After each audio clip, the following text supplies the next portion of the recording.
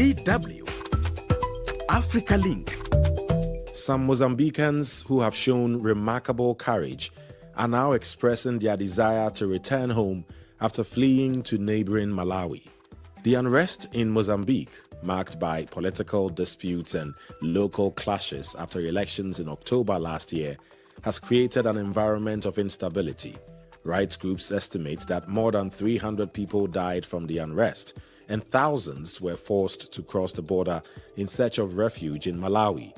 Now, both governments have launched a joint repatriation effort to return more than 7,000 Mozambican refugees to their communities. But how safe is it for them to return? That's what's coming up. I am Eddy Micah Jr, and you are welcome to Africa Link, the podcast connecting you to the stories that matter.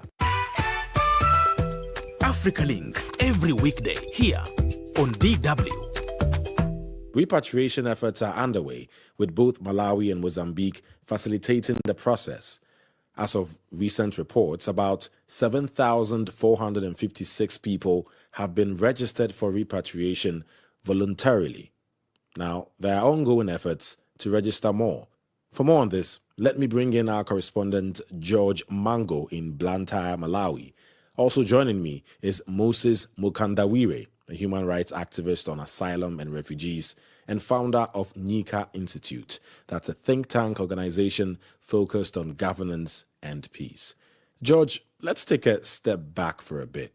Tell us more about how so many people from Mozambique ended up in Malawi. These people from Mozambique are found in Malawi because of the post-election violence. As you know, that Mozambicans went to the polls in October last year to elect the ex-president to succeed Felipe Nyusi. So there was some kind of dissatisfaction between both the government side and then the opposition, mainly the opposition. So they went into the streets demonstrating, and that pushed some of the Mozambican citizens to neighboring countries. And Malawi is a neighboring country to Mozambique. And that is why these people from Mozambique, more especially close to the Malawi border, say in Sanje, Nchewu, Mulanje, most of these people from Mozambique did run to these districts to seek refuge. And that is why we're talking about these Mozambican refugees being found in Malawi. Suffice to say that in an area known as Nsanje district, the Tip district, which borders Malawi and Mozambique on the southern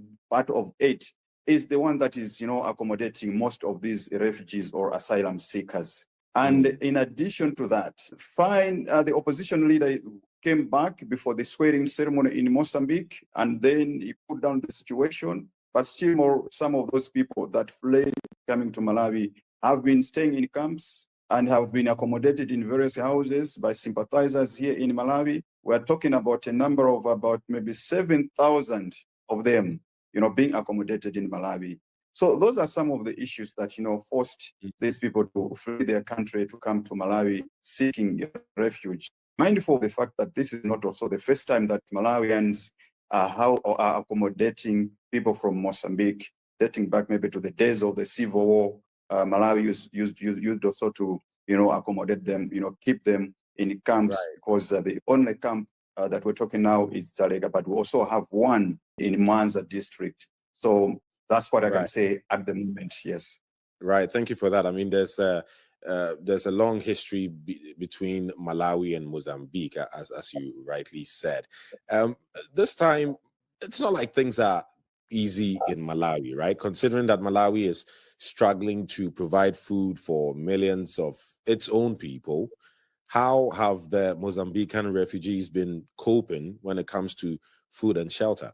In terms of food and shelter provision to these refugees, there has been World Food Program, which has been very thorough in collaboration with the United Nations High Commission for Refugees, just like the Malawi government, through the Department of Disaster Management Affairs, DODIMA.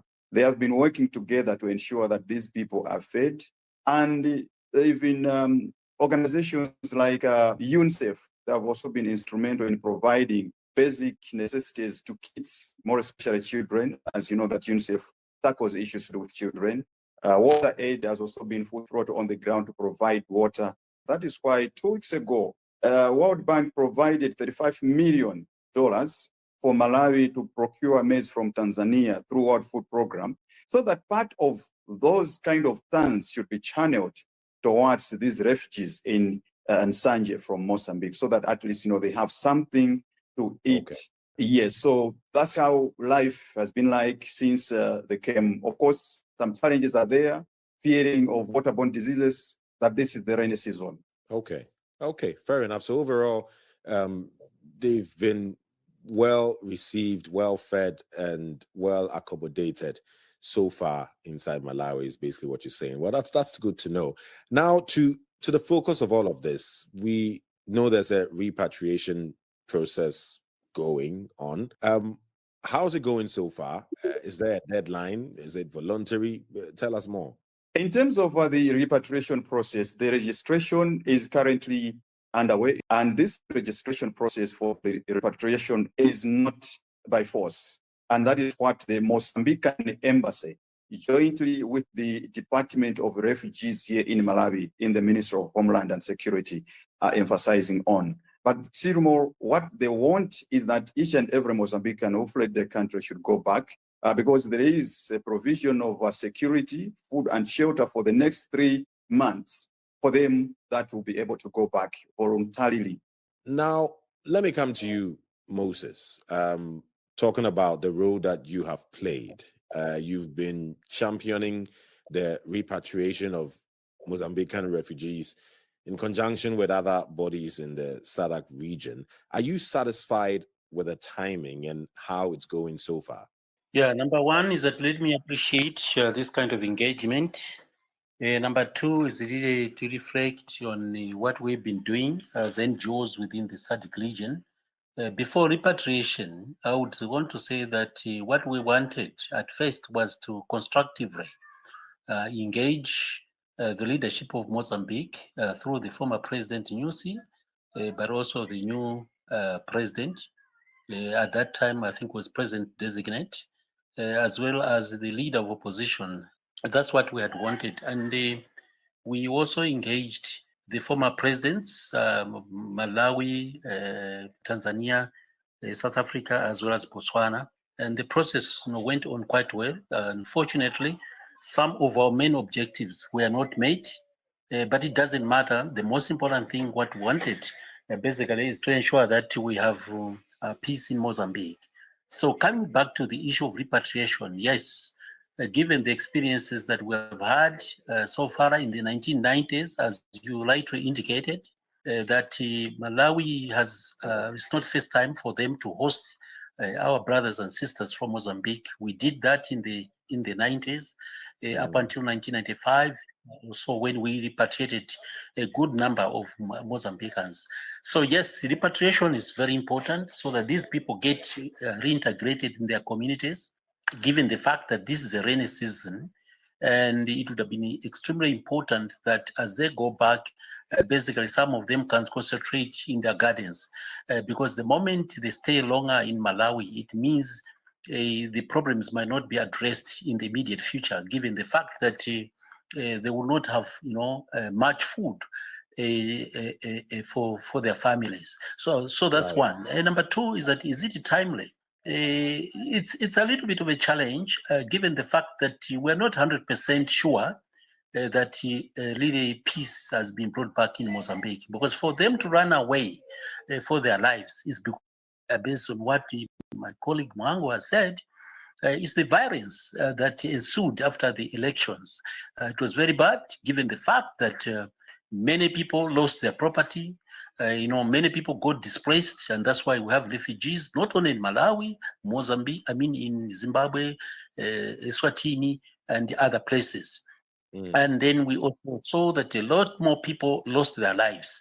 And because of that, that's why we are very much concerned that we need to bring peace into Mozambique. I think that's very fundamental. But let me finally appreciate the government of Malawi, for hosting our colleagues in Mozambique, but also providing the much needed, support, as well as the government of Mozambique for really, being there for their citizens. I think this is great and they ought to be appreciated.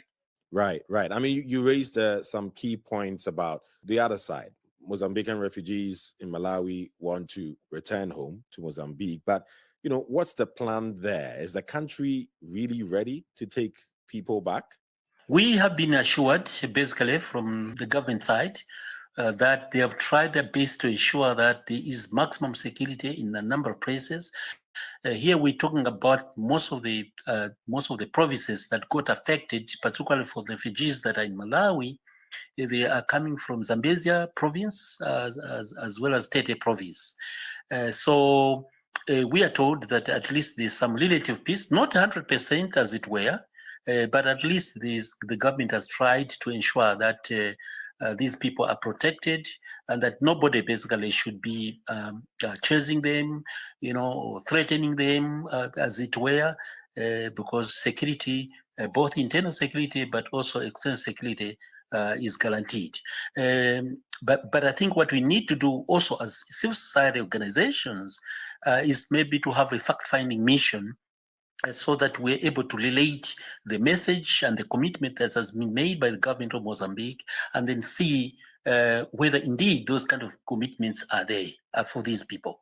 Right, because, from the way I get it, it's not the most conducive situation. Much better, of course, in Mozambique, compared to, a few months ago, but it's still not the most conducive from what I hear from you. So why are people being sent back now? Why not send them back when we can totally guarantee that life will return to normalcy for them when they are back there?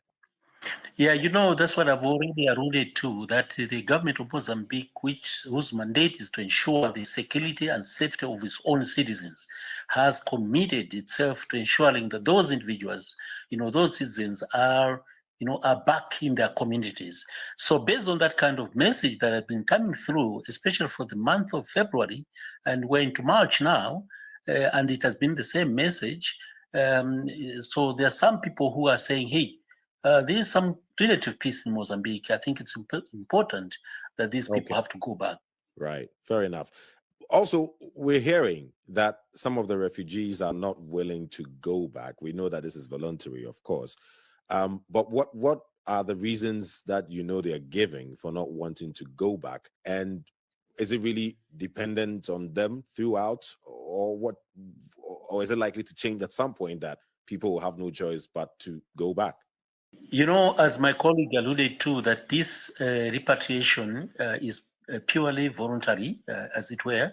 Nobody is being forced 100% that they have to. But we should also understand the reasons that actually made these citizens to move out of Mozambique.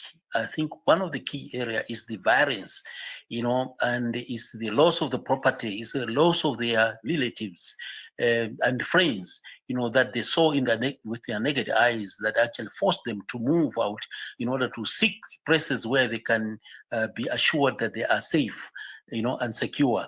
So honestly, unless somebody goes there and indeed, assures them that there is relative peace back home, but others, I think, up until now, they're not yet convinced, and those are the ones that are providing some kind of resistance, if you like, that they wouldn't really go unless they are really 100% assured that they can go back. Honestly.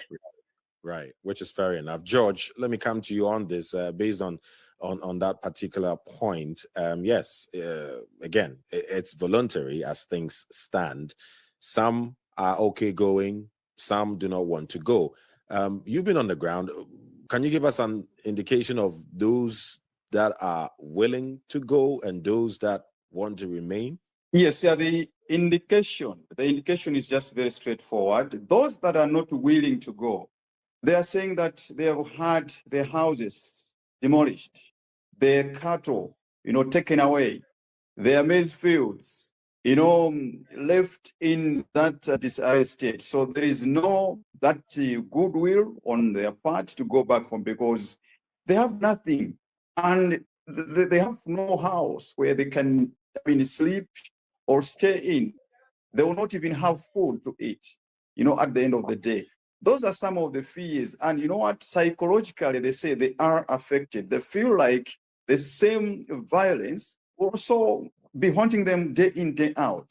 And they're also afraid because they are saying that this is not the first time for them to be chased or to free Mozambique coming to Malawi, as we have highlighted the fact that each time that Mozambicans go to the polls, there is violence. Right. You see? So that's the main issue. But for those that are willing to go back voluntarily, as they are doing the registration currently, they have some things to show off, you see? So it's one having nothing to show off, others having something to show off, and something that maybe is bringing some kind of this debate to say, why is it that others are not willing, others are willing to go?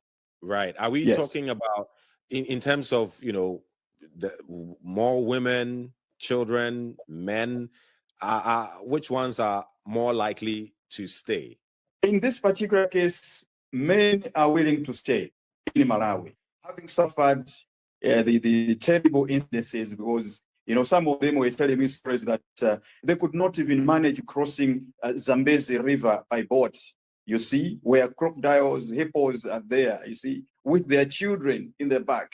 Some of them braving the rainy season on a canoe to come to Malawi. So they say they cannot even afford to go back again, but they better stay here in Malawi, and maybe at some point in time, just talk to the chiefs right where they are, so that maybe they can be given land. Why women are interested to going back? Land is very precious for them. They say they cannot afford to lose land just anyhow, but they better go back and then see how they can, manage their farms, how they can till their land, how they can be able to raise some of the children that were left behind. So those are the issues that are raised for the women and then for the men. Okay. So many women are taking their children along because they just feel they want to go back home, whereas most men, according to you, want to remain until they feel ready enough to go back to life and living it back there. Interesting.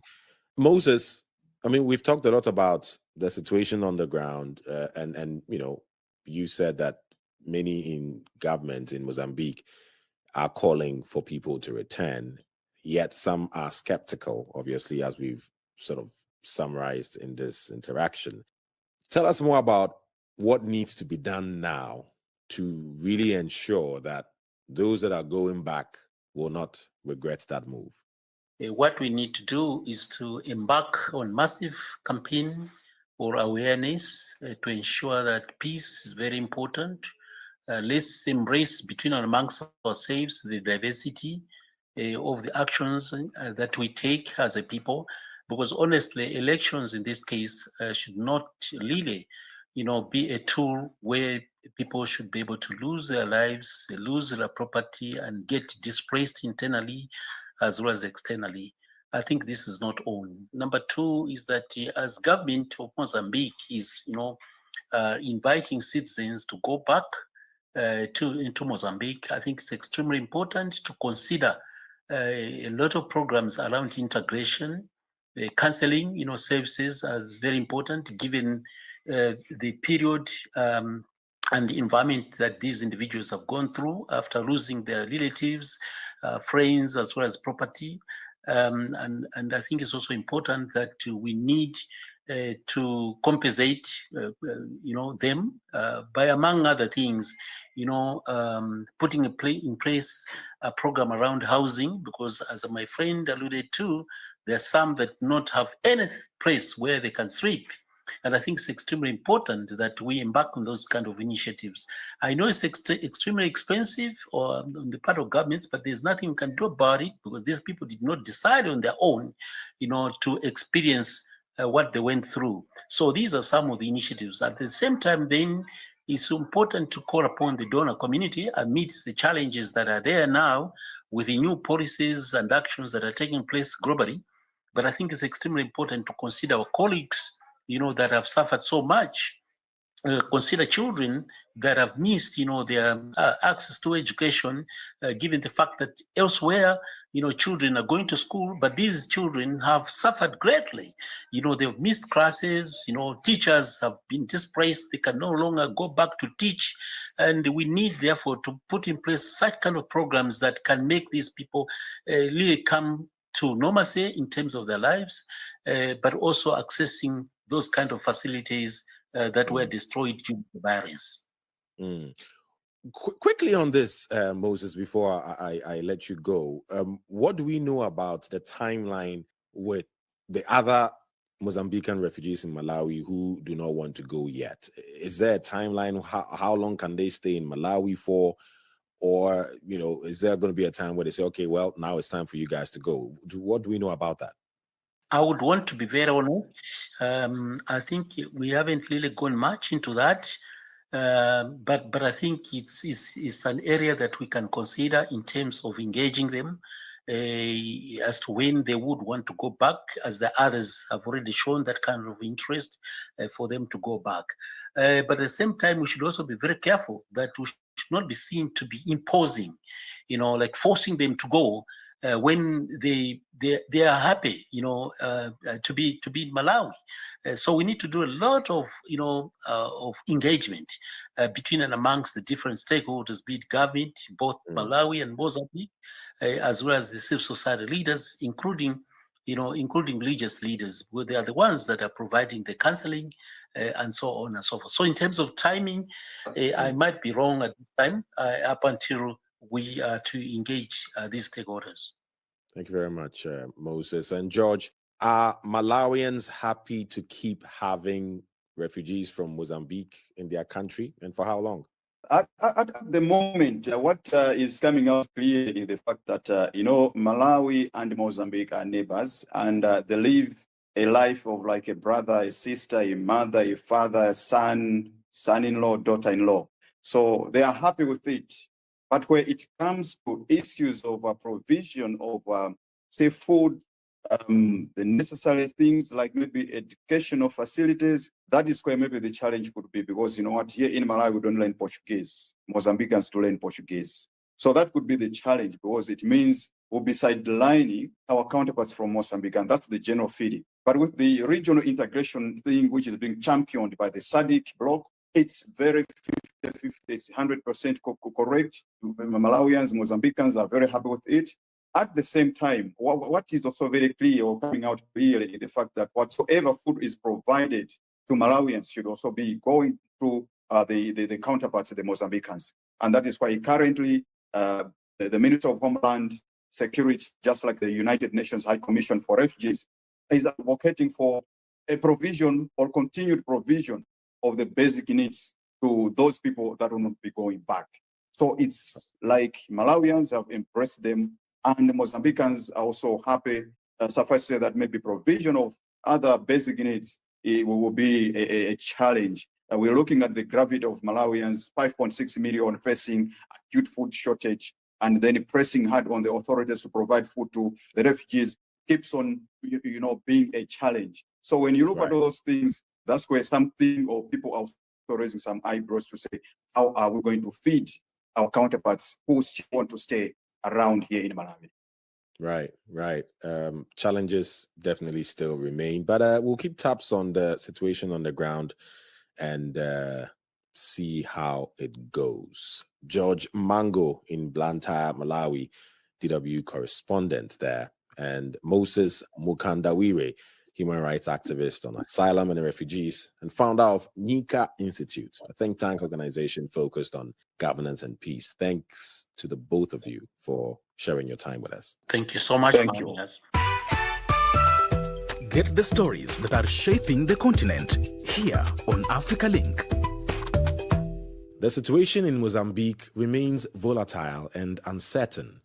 In early March, Mozambican police fired on supporters of opposition leader Venancio Mondlane, marching in the capital, Maputo, injuring at least 10 people. There are increasing calls for dialogue and reconciliation to ensure lasting peace. But there are many who are skeptical. So what do you think? Please share your thoughts with us on our Facebook page, DW Africa. Listen to us on Spotify or wherever you get your podcast from. Don't forget to click follow and subscribe to our DW Africa YouTube channel so you never miss an episode. This show was co-produced and edited by Isaac Mugabi, and I am Eddy Micah Jr. Thanks for listening.